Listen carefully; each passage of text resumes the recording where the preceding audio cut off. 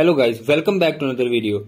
In this video I will show you how to fix black OOPS 4 black screen problem on your Windows in PC and laptop. So to fix this issue, follow every step as I am showing in this video, and do not forget to subscribe this channel and also press the bell icon for the latest upcoming videos.